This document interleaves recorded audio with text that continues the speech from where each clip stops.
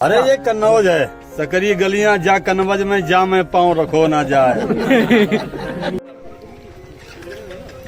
सब लोग कहाँ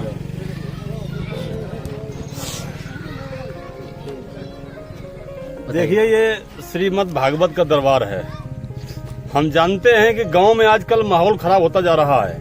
लोग भले एक दूसरे के दरवाजे ना बैठ सकते हों, एक दूसरे से मुखातिब ना हो सकते हों, एक दूसरे से बोलते ना हों, एक दूसरे के साथ बैठ के भोजन ना कर सकते हों, लेकिन ये श्रीमद् भागवत का दरबार है।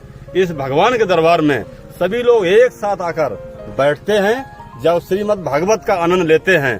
तो मैं समझता हूँ जरूर उनके बीच में चली आ रही कटुता, आपस में वैमनस्यता समाप्त होने का काम करती हैं।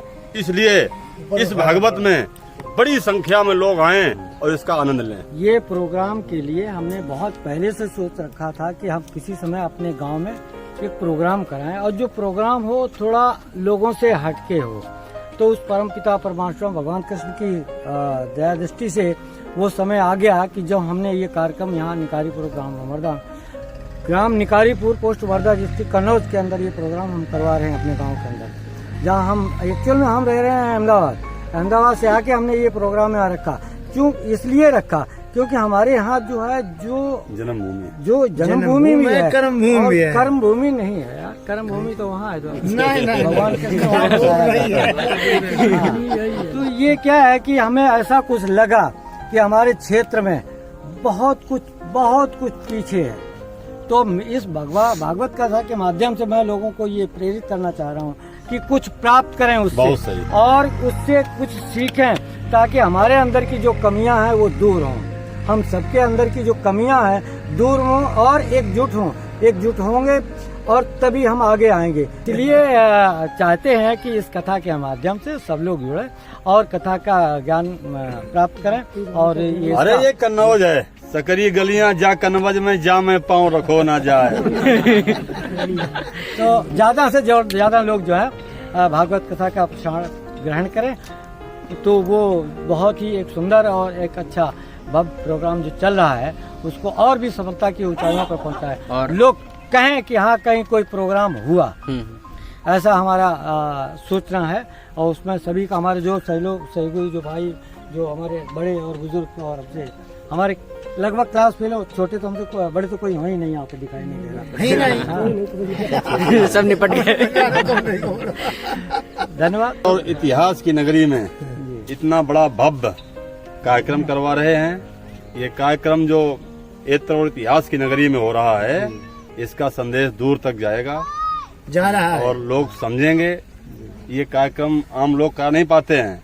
यहाँ भागवतें तो खूब होती हैं, आपके गांव में भी 4-6 भागवतें हर साल होती हैं, लेकिन जो भागवत ये हो रही है इसका उद्देश्य ही अलग है। लोगों को कुछ सीखने का मौका वक्त है, जो सीख सकें सीखें। सोचा था कि तुलसीदास जी ने बहुत बढ़िया चौपाई कही है, जो इच्छा करी हो मनमाही राम कृपा कुछ दुर्लभ नहीं। बट सच्चे हृदय से अगर कामनाएं करेंगे तो ही प्राप्त होगी। ऐसे बोला हमें ये मिल जाए वो मिल जाए, कभी नहीं मिल सकता। हम ये डिग्री ले लें वो डिग्री ले लें, या हम कूद जाए मिलिट्री में भर्ती हो जाए, ऐसे तो हो ही नहीं सकता। जब तक उसके लिए प्रयास नहीं करेंगे, कठिन परिश्रम नहीं करेंगे। हमने जीवन में क्या क्या नहीं किया, सही बात, और तब आज यहाँ पे खड़े होंगे। ये सोच जो है बच्चे की, जब तक हमारी सोच नहीं बदलेगी तब तक हम नहीं बदल सकते। मेहनत सब सोच को बदलना होगा अगर आगे आना है, नहीं तो भैंसिया ने गोबर यहीं डाल दो, वहीं अगिलो और बैठे रोटी खाइए। नहीं, सही है, सोच और संकल्प बड़ी। नहीं भाई साहब, मैं तो ये कह रहा हूँ कि लोग कहते हैं कि जननी जन्मभूमिश्च स्वर्गादपि गरीयसी, माता और जन्मभूमि स्वर्ग से भी बढ़कर होती है। वो आपने यथार्थ सिद्ध करके दिखा दी कि जन्मभूमि के लिए आपने क्या न क्या कर डाला।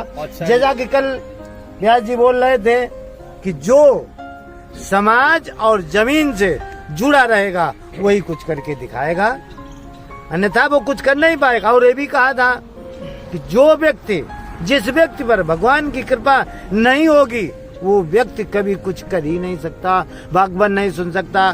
जिस पर भगवान की कृपा होगी वो गया से आ जाएगा, आगरा से आ जाएगा, गुजरात से आ जाएगा, लेकिन गांव का रहने वाला व्यक्ति नहीं आ पाएगा। क्योंकि उस पर भगवान की कृपा ही नहीं। कल हमें 2 शब्द व्यास जी के बहुत अच्छे लगे। ये है कि अब जैसा इसको इस टीवी माध्यम से, इस यूट्यूब के माध्यम से इसको सुने, आगे बढ़ाए और इसको इस चैनल के द्वारा भी और आगे बढ़ाए, हाँ, ताकि और भी आप लोगों के, आप हमारे जो भाई बंधु हैं उनके तक ये संदेश पहुंचे और कथा सुनने का, उन्हें भी ज्ञान गंगा में बहने का अवसर मिले। अभी 4 दिन शेष हैं, अधिक से अधिक मात्रा में लोग आ सकें। सभी क्षेत्रवासियों को आमंत्रण है। इतना अच्छा मौसम, इतना अच्छा समय और इतने अच्छे संत मिले हैं। हमारा अनुरोध है सबसे कि आप सब इसका लाभ उठाएं और जैसा भी हो सके, जितना भी समय हो सके निकाल करके कृपा करके आएं। इस मैसेज को ज़्यादा से ज़्यादा लोगों में शेयर करें, अपने स्टेटस पर लगाएं, फेसबुक पर डालें, जिससे कि ज़्यादा से ज़्यादा लोग यहाँ आ सकें और जो नहीं आ सकते उनके ज़रिए भी लोग आ सकें यहाँ पर।